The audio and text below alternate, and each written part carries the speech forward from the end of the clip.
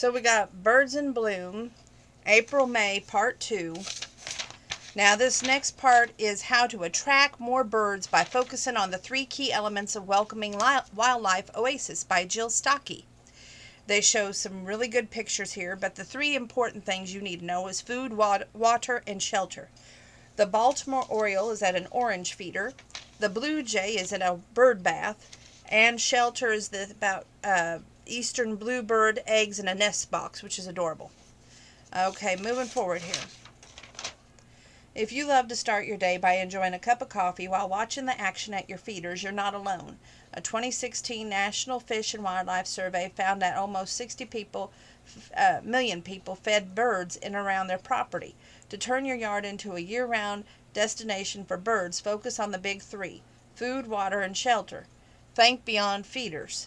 Common favorites like chickadees and goldfinches readily visit feeders, and many others don't. While feeders do provide a great resource, especially in colder climates where birds have a hard time accessing food in the winter, they don't feed all the birds, says Becca Rodowski-Bish, a project leader with the Cornell Lab of Ornithology.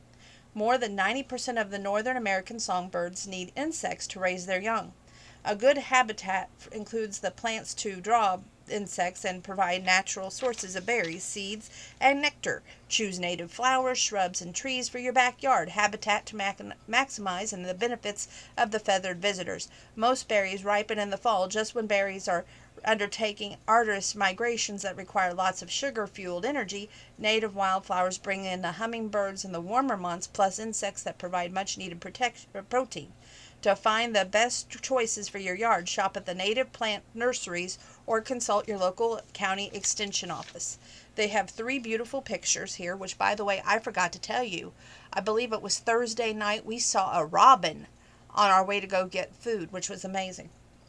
Okay, they have an American robin here, an American goldfinch on the spiderwort, summer tanger on the Betty Berry, and it says just add water. Wonderful habitats supply birds with plenty of water for drinking and bathing, and lakes and ponds and streams are the best natural resources, but bird baths are a good substitute. Be sure to keep them clean and provide fresh water regularly, but birds prefer moving.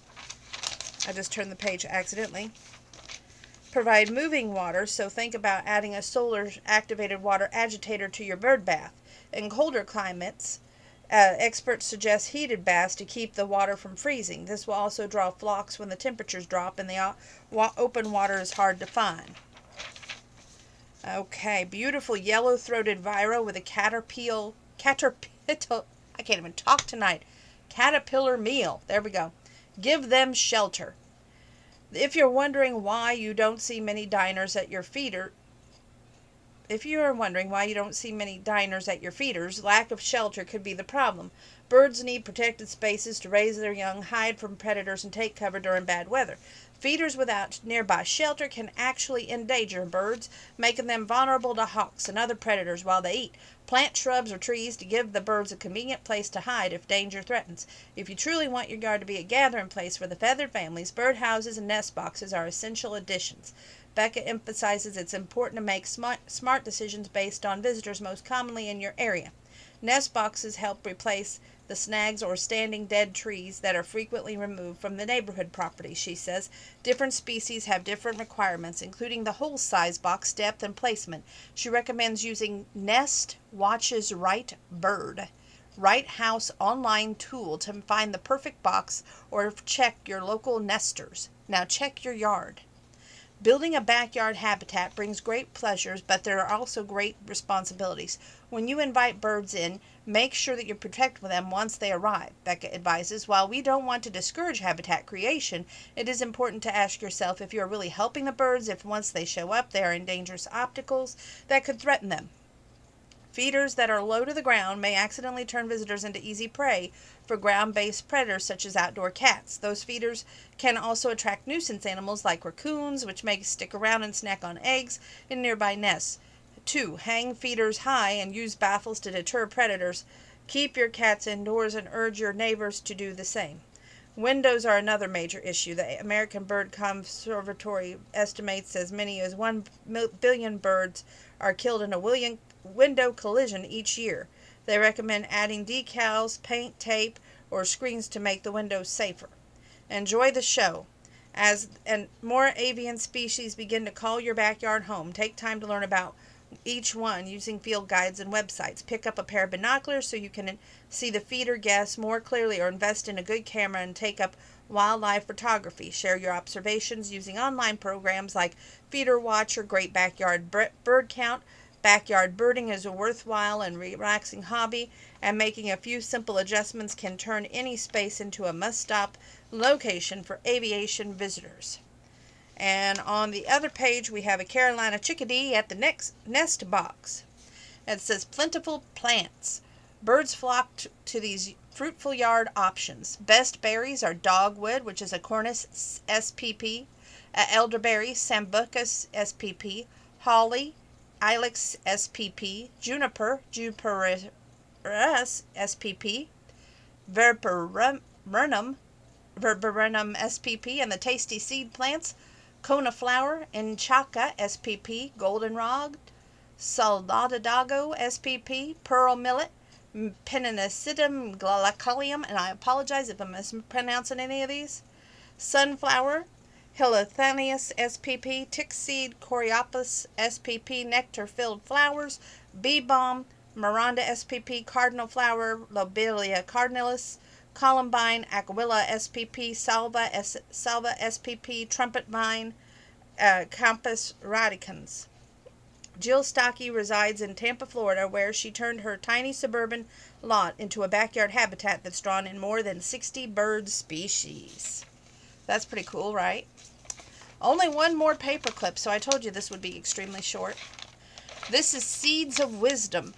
Did you know? Grow your knowledge with the gardening statistics by Kelly Eligon. A pernanga draped with climbing roses at the Royal Botanic Gardens. 8,500,000. There are 1,775 official botanic gardens and arboreums in 148 countries around the world. One of the most notable is England's Royal Botanic Gardens at Kew in London. With its 8.5 million items, it has the world's largest collection of plants. 49. The hybrid tea rose is a popular varietal known for its singular bud and beautiful classic form. Blooms on an average every 49 days during the growing season. They have a beautiful hybrid tea rose down here too. 75. Around 75% of cut flowers grown in the States come from California. Local farmers push up everything from Alstroemeria to woolly bush. 503. The average household in the U.S. spends $503 on gardening annually, and younger folks are sprouting up a lot of interest in the hobby. Nearly a third of the household that garden are comprised by people's ages to 18 to 34. Wow. 64. In the past few years, roughly 1 in 4 American adults, a total of people around the world of 64 million people, purchased a plant because it was beneficial to birds, bees, or butterflies. 16.